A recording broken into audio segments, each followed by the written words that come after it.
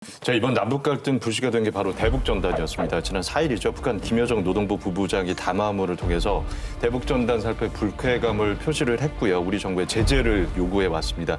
홍민 실장님, 이 대북전단이 북한에게는 어떤 의미입니까? 일단 그 전단지란 자체가 일단 한국 전쟁 때부터 적진제 뿌려지는 사실상 심리전 도구이고요. 이제 남북 관계가 어떤 수준이냐를 판단하는 약간 바로미터 같은 역할을 합니다. 근데 이제 이번에 이제 사태가 나면서 일종의 이제 보도의 내용을 보면은 어쨌든 북한이 왜 저렇게 갑자기 저렇게 전단지 문제 가지고 저런 식의 태도를 보이느냐라고 하는 질문보다는 그 전단지에 대해서 문제 제기라는 행태 자체만 뭐라고 이제 초점을 맞추는 방식인데 사실 이제 북한 입장에서 본다면 이게 단순히 대남 강경 전환을 위한 어떤 수단, 핑계거리, 뭐 불쏘시개 용도로 이거 사용하는 것은 아니라는 것이죠. 근데 그 전단지라는 것은 북한 통치상에서 굉장히 중요한 주제입니다. 왜냐하면 고강도의 대북 제재가 이루어지고 있고 코로나19라는 사태를 맞아서 북한 경제가 굉장히 어렵습니다. 근데 어려운 과정에 4.27 판문점 선언에서 합의한 서로 하지 않기로 하는 행동을 갖다가 작년에도 10차례가 뿌려지고 올해 들어서도 이번까지 포함해서 4차례가 뿌려진 건데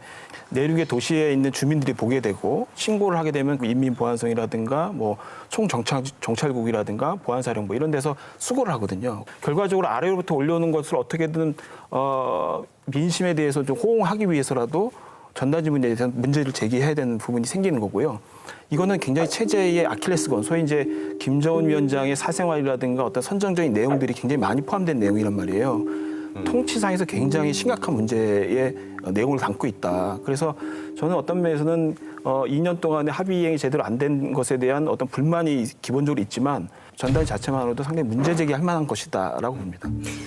페트병을 보내고 전단을 보내는 과정에서 탈북민 네트워크에서 어떤 이야기가 있었냐 하면 북한은 의료가 굉장히 취약하다. 그렇기 때문에 코로나19가 들어가면 북한은 붕괴할 수 있다. 그래서 우리는 북한에 코로나19를 보냈으면 한다. 그래서 코로나19에 걸리신 분의 사용하던 무슨 물건 그리고 뭐 타액 뭐 이런 것들을 모으려고 합니다라는 게 그 탈북민 네트워크에 잠시 올라왔어요. 그러니까 지금은 이제 삭제된 상황이긴 한데 그런 글이 올라오고 나서 북한 내부적으로 굉장히 분주하게 움직이는 모습도 뭐 우리 정보 당국에서는 포착을 했다 뭐 이런 얘기도 나오고 있어서 코로나19도 굉장히 중요한 어떤 계기가 됐다.